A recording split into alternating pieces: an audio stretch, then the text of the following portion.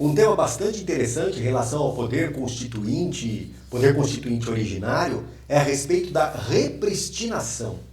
Ora, o que é a repristinação? A rigor, a repristinação é o regresso da lei revogada, levando em conta que a lei revogadora deixa de existir. Então, por exemplo, a lei A foi revogada pela lei B e a lei B, vem a ser revogada pela lei C. Com a revogação da lei B pela lei C, a lei A volta ao ordenamento jurídico? Se afirmarmos que sim, esse é o instituto da repristinação.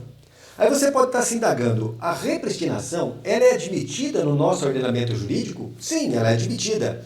Artigo 2º, parágrafo 3º da Lei de Introdução ao Direito Brasileiro, a LINDB, Lei de Introdução ao Direito Brasileiro. No nosso caso, preste bastante atenção, a repristinação ela só é admitida de forma excepcionalizada. Mas precisamos trazer essa discussão aqui para o nosso tema, poder constituinte originário, direito constitucional. Então vamos lá, vamos aqui entender o seguinte. Uma nova Constituição é editada, essa nova Constituição inova a ordem jurídica, surge uma nova ordem jurídica, entretanto, eu tinha todo um aparato legal anterior, diversas leis antecedentes, e dentre essas leis, nós tínhamos uma lei que foi, àquela época, declarada inconstitucional por ser incompatível com a ordem constitucional vigente. Então, na Constituição anterior, sob a vigência da Constituição anterior, havia uma lei que fora declarada inconstitucional. Agora surge a nova Constituição.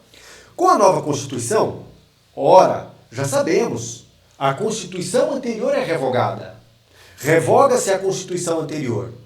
Agora, olha que interessante. Precisamos comparar agora a nova Constituição com aquela lei. Ora, há compatibilidade.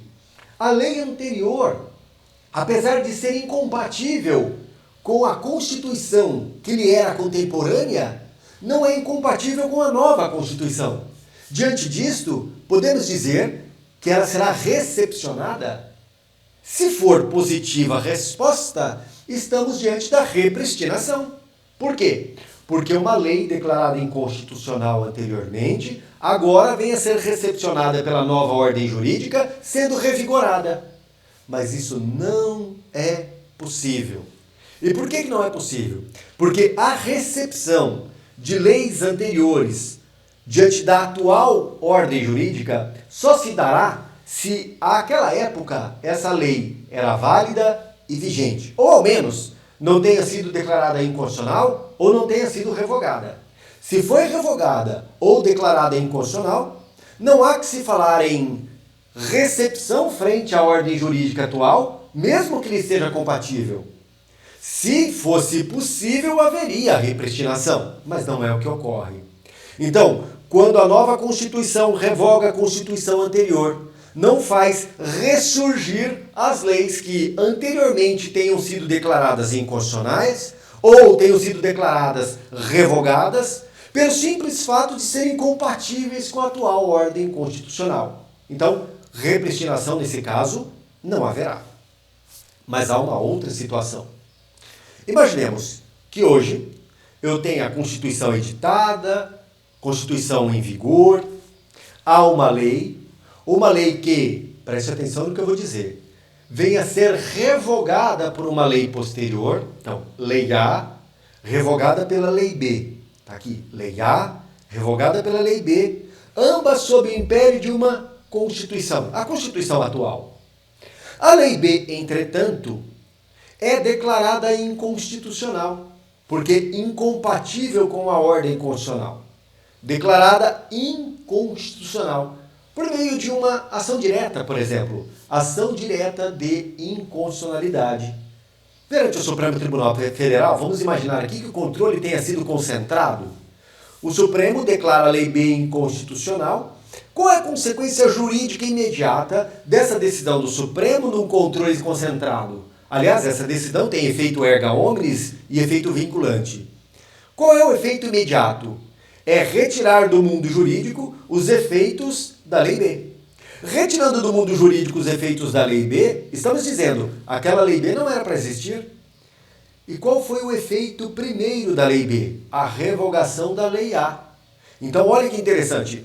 Dessa decisão de inconstitucionalidade do Supremo Tribunal Federal, na ADI, surge aqui o revigorar da Lei A, porque houvera a declaração de inconstitucionalidade da Lei B.